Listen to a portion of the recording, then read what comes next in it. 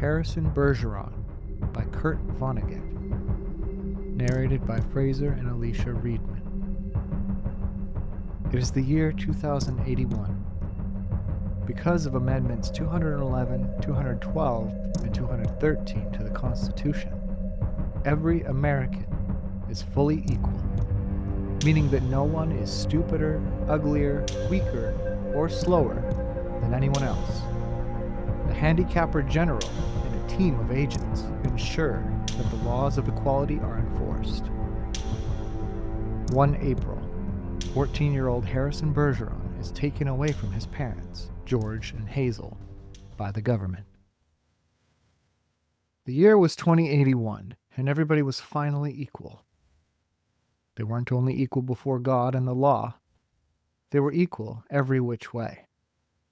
Nobody was smarter than anybody else. Nobody was better looking than anybody else. Nobody was stronger or quicker than anybody else.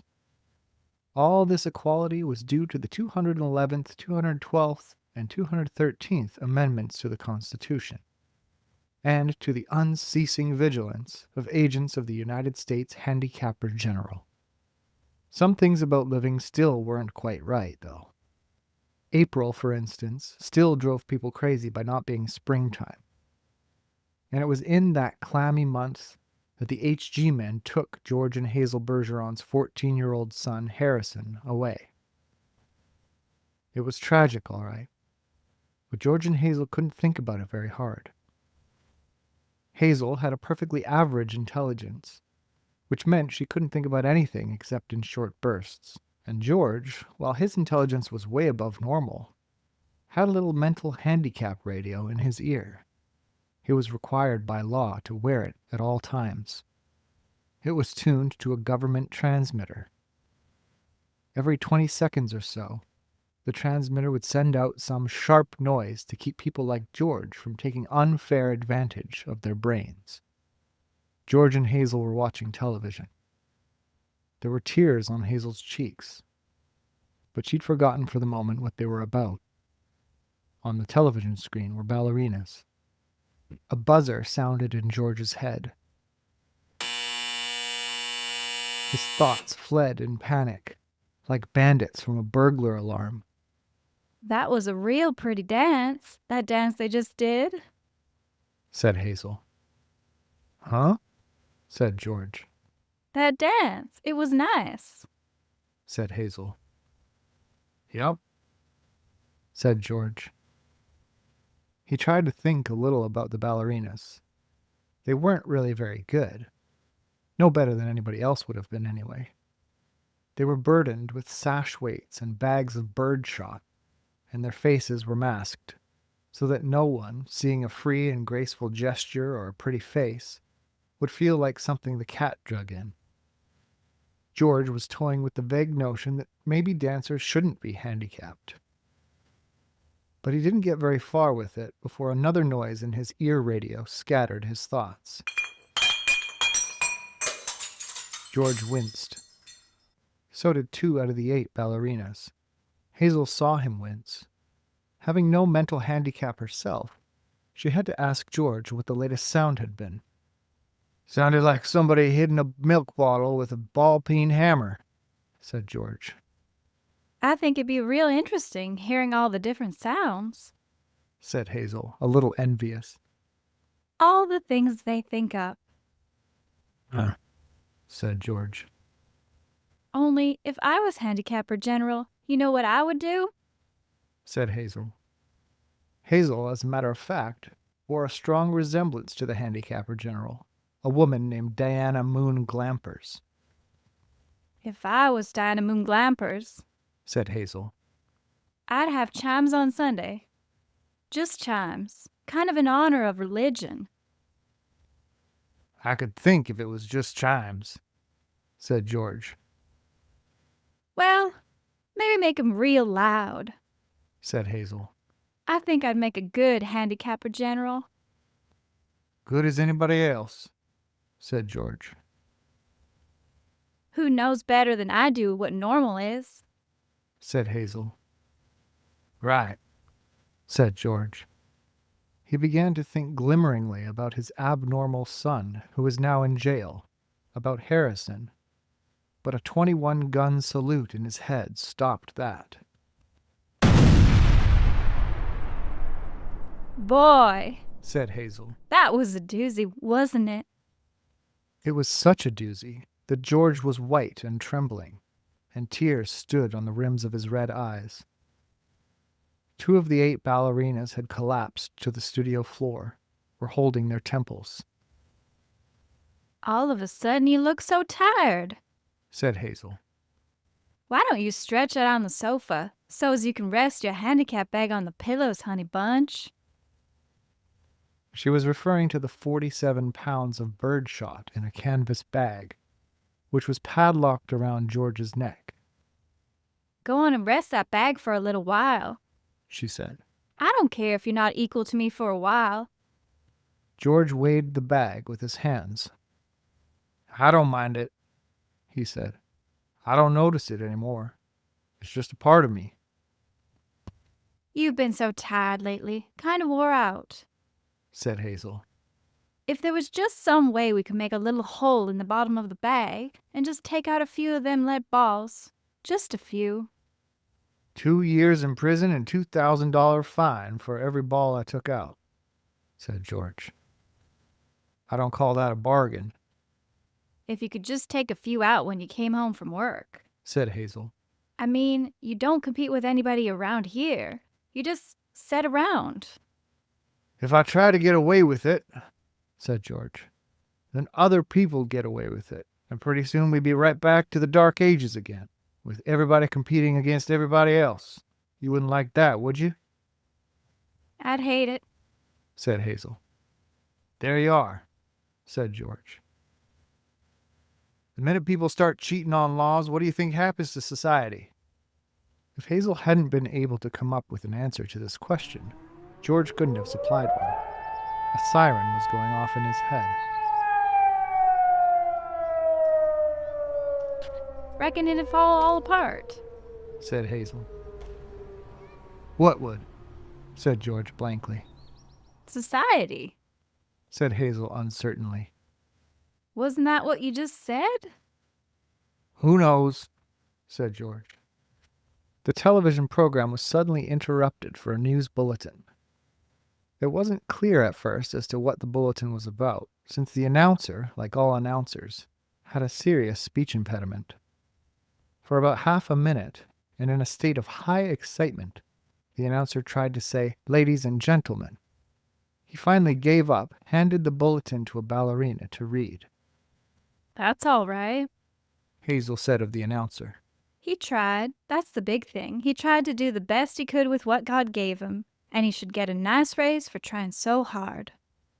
Ladies and gentlemen, said the ballerina, reading the bulletin.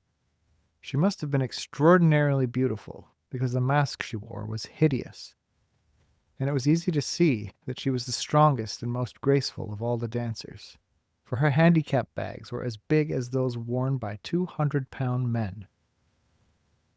And she had to apologize at once for her voice, which was a very unfair voice for a woman to use. Her voice was a warm, luminous, timeless melody. Excuse me, she said, and she began again, making her voice absolutely uncompetitive.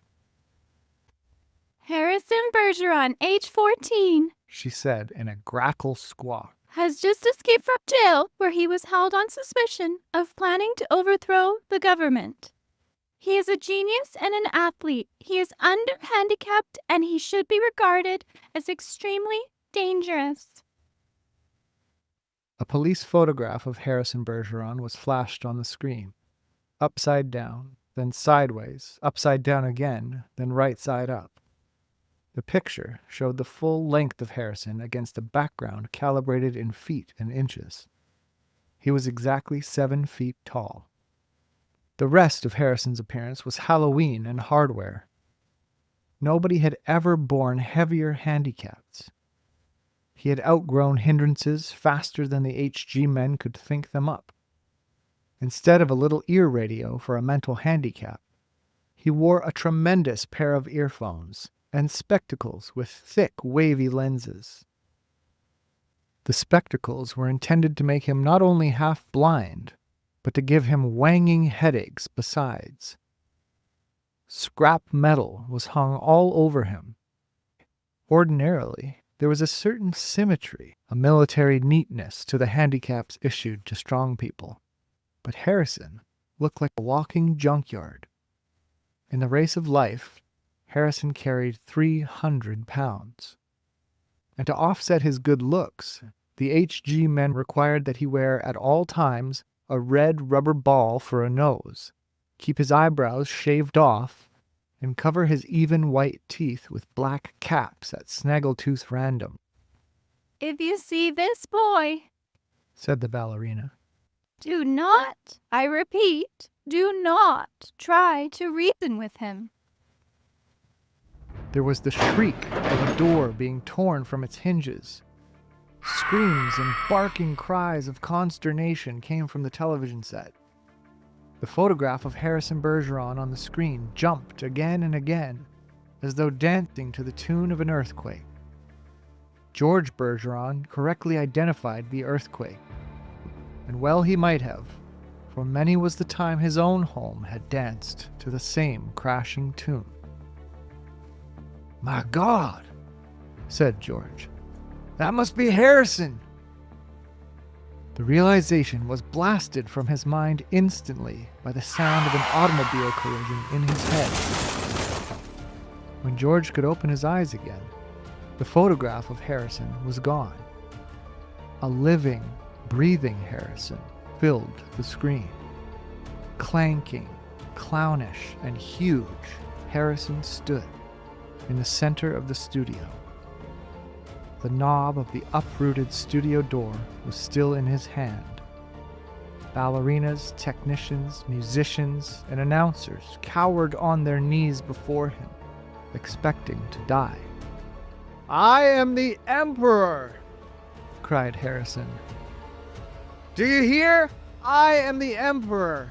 Everybody must do what I say at once!" He stamped his foot, and the studio shook. "Even as I stand here," he bellowed, "crippled, hobbled, sickened, I am a greater ruler than any man who ever lived. Now watch me become what I can become." Harrison tore the straps of his handicap harness like wet tissue paper, tore straps guaranteed to support 5,000 pounds. Harrison's scrap iron handicaps crashed to the floor. Harrison thrust his thumbs under the bar of the padlock that secured his head harness. The bar snapped like celery. Harrison smashed his headphones and spectacles against the wall. He flung away his rubber ball nose, revealed a man that would have awed Thor, the god of thunder. "I shall now select my Empress," he said, looking down on the cowering people. "Let the first woman who dares rise to her feet claim her mate and her throne." A moment passed, and then a ballerina arose, swaying like a willow. Harrison plucked the mental handicap from her ear, snapped off her physical handicaps with marvelous delicacy. Last of all, he removed her mask. She was blindingly beautiful. "Now," said Harrison, taking her hand, "shall we show the people the meaning of the word dance? Music!" he commanded. The musicians scrambled back into their chairs, and Harrison stripped them of their handicaps too. "Play your best," he told them, "and I'll make you barons and dukes and earls." The music began. It was normal at first, cheap, silly, false. But Harrison snatched two musicians from their chairs, waved them like batons as he sang the music as he wanted it played. He slammed them back into their chairs. The music began again and was much improved. Harrison and his Empress merely listened to the music for a while, listened gravely, as though synchronizing their heartbeats with it. They shifted their weights to their toes. Harrison placed his big hands on the girl's tiny waist, letting her sense the weightlessness that would soon be hers. And then, in an explosion of joy and grace, into the air they sprang. Not only were the laws of the land abandoned, but the law of gravity and the laws of motion as well. They reeled, whirled, swiveled, flounced, capered, gamboled, and spun. They leaped like deer on the moon. The studio ceiling was 30 feet high, but each leap brought the dancers nearer to it. It became their obvious intention to kiss the ceiling. They kissed it, and then, neutraling gravity with love and pure will, they remained suspended in air, inches below the ceiling, and they kissed each other for a long, long time. It was then that Diana Moon Glampers, the handicapper general, came into the studio with a double-barreled 10-gauge shotgun. She fired twice, and the Emperor and the Empress were dead before they hit the floor. Diana Moon Glampers loaded the gun again. She aimed it at the musicians and told them they had 10 seconds to get their handicaps back on. It was then that the Bergeron's television tube burned out. Hazel turned to comment about the blackout to George, but George had gone out into the kitchen for a can of beer. George came back in with the beer, paused while a handicap signal shook him up, and then he sat down again. "You've been crying," he said to Hazel. Yep. She said. "What about?" he said. I forget. She said. Something real sad on television. "What was it?" he said. It's all kind of mixed up in my mind. Said Hazel. "Forget sad things," said George. I always do. Said Hazel.